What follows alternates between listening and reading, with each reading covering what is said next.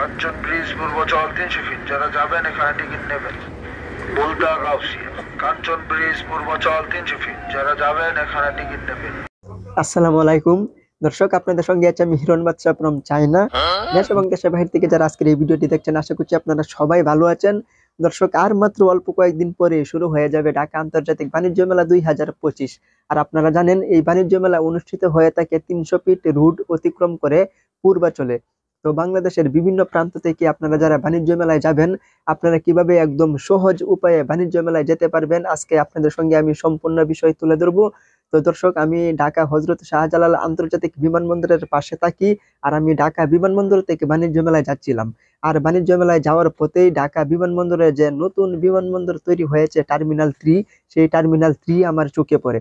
আসলে টার্মিনাল 3 সিঙ্গাপুরের চাঙ্গি বিমানবন্দরের আদলে নির্মিত হয়েছে।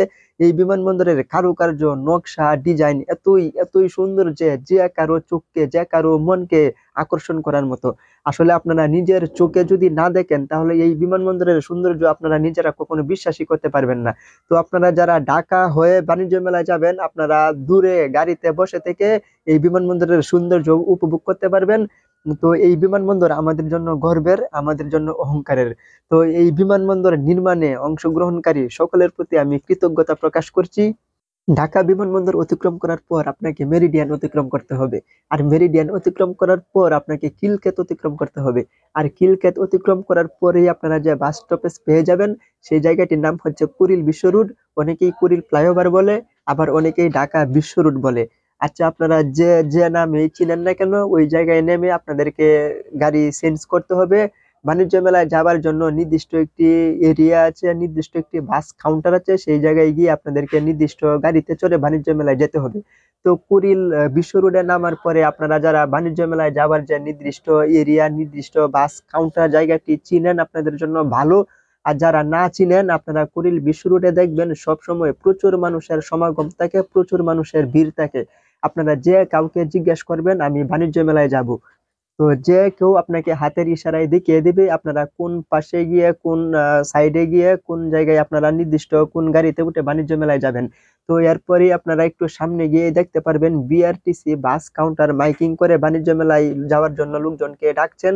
তো আপনারা নির্দিষ্ট পরিমাণের একটি টিকিট কিনে বিআরটিসি বাসে করে বা যে কোনো গাড়িতে করে, আপনারা অটোতে করে, সিএনজিতে করে, বাইকে করে, আপনারা আপনাদের পছন্দ মতো যে কোনো গাড়িতে করে আপনারা বাণিজ্য মেলায় চলে যেতে পারবেন।